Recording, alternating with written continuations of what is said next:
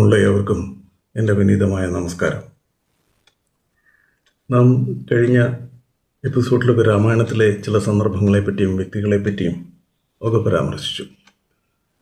ഇന്ന് ഒരു ഗ്രന്ഥത്തെപ്പറ്റിയാണ് പറയുന്നത്. രാമായണവുമായിട്ട് ബന്ധപ്പെട്ടതും രാമനുമായിട്ട് ബന്ധപ്പെട്ടതും വസിഷ്ഠമുനിയുമായിട്ട് ബന്ധപ്പെട്ടതാണ്. ലോകത്തിലെ തന്നെ ഏറ്റവും ആദ്യത്തെ മനഃശാസ്ത്ര ഗ്രന്ഥങ്ങൾ പരിശോധിച്ചാൽ അതിൽ ആദ്യത്തേത് പ്രഥമം എന്ന് പറയാവുന്ന ഒരു ഗ്രന്ഥമാണ് യോഗവാസിഷ്ഠം. മനഃശാസ്ത്രത്തിൽ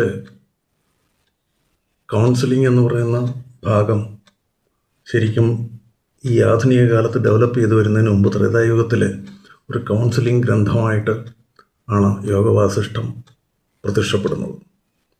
രാമൻ്റെ യൗവനകാലത്ത്, അതായത് കൗമാരം അങ്ങോട്ട് കഴിഞ്ഞതിന് ശേഷം ഒരു തീർത്ഥാടനമൊക്കെ കഴിഞ്ഞ് അദ്ദേഹം വന്നപ്പോൾ ലോകത്തിൻ്റെ ഗതിയൊക്കെ മനസ്സിലാക്കിയപ്പോൾ രാമന് തോന്നി, ഈ ജീവിതത്തിൻ്റെ അർത്ഥം എന്താണ്, ഇതിന് വല്ല അർത്ഥവുമുണ്ടോ, ഇങ്ങനെയൊക്കെ ജീവിക്കുന്നതിൽ വല്ല കാര്യമുണ്ടോ എന്നൊക്കെ അദ്ദേഹത്തിന് തോന്നി. അദ്ദേഹം വിഷാദത്തിലാണ്ടിങ്ങനെ ഇരിക്കുമ്പോൾ അദ്ദേഹം അച്ഛനോട് കാര്യങ്ങളൊക്കെ അവതരിപ്പിച്ചപ്പോൾ അച്ഛനുമാകെ വിഷമമായി.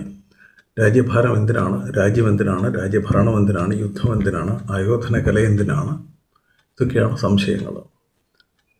അദ്ദേഹം വസിഷ്ഠ ഗുരുവിനെ സമീപിച്ചിട്ട് പറഞ്ഞു, മകനെ ഇങ്ങനെയുള്ളൊരവസ്ഥയിൽ നിന്ന് രക്ഷിക്കണമെന്ന് പറഞ്ഞപ്പോൾ വസിഷ്ഠൻ രാമനെ വിളിച്ചിരുത്തി ഈ പ്രപഞ്ചവും മനസ്സും തമ്മിലുള്ള ബന്ധവും, മനുഷ്യൻ്റെ മനസ്സ് എങ്ങനെയാണ് പ്രപഞ്ചവുമായിട്ട് ബന്ധപ്പെട്ടിരിക്കുന്നത്, ഇന്ദ്രിയങ്ങളുമായിട്ട് ബന്ധപ്പെട്ടിരിക്കുന്നത്, അതിൻ്റെ നിജസ്ഥിതിയൊക്കെ അങ്ങനെ അദ്ദേഹം രാമന് പറഞ്ഞു കൊടുത്തു. ആ പറഞ്ഞു കൊടുത്തതിൽ നിന്നാണ് രാമൻ വീണ്ടും വീരയോദ്ധാവായിട്ട് മാറുകയും രാജഭരണം കൃത്യമായി നിർവഹിക്കുകയും എല്ലാ കാര്യങ്ങളെയും അഭിമുഖീകരിക്കുകയൊക്കെ ചെയ്തത്. അപ്പോൾ യോഗവാസിഷ്ഠം വസിഷ്ഠമുനി എഴുതിയ ഗ്രന്ഥമാണെന്നാണ് പറയപ്പെടുന്നത്. പക്ഷെങ്കിൽ അത് രാമായണവുമായിട്ട് ബന്ധപ്പെട്ട് പറയുമ്പോൾ വസിഷ്ഠമുനിയുടെ ഉപദേശങ്ങളെല്ലാം വാൽമീകി തന്നെയാണ് രേഖപ്പെടുത്തിയിരിക്കുന്നത്, അക്ഷരീകരിച്ചിരിക്കുന്നത് എന്നാണ് അറിയപ്പെടുന്നത്. ഏതായാലും അതിനുശേഷം യോഗവാസിഷ്ഠത്തെപ്പറ്റി അനേകം ചർച്ചകൾ നടന്നു, അനേക ഉപഗ്രന്ഥങ്ങളും വ്യാഖ്യാനങ്ങളും ഒക്കെ ഉണ്ടായി. അതെല്ലാം മനഃശാസ്ത്ര ലോകത്തെ ഏറ്റവും വലിയ ഗ്രന്ഥമാണ് അതെന്ന്, ആദ്യത്തെ ഗ്രന്ഥമാണ് അതെന്ന്, അതുപോലൊരു ഗ്രന്ഥം വേറെ ലോകത്തെങ്ങും ഉണ്ടായിട്ടില്ല എന്ന് ഒക്കെ നാം മനസ്സിലാക്കേണ്ടതായിട്ടുണ്ട്.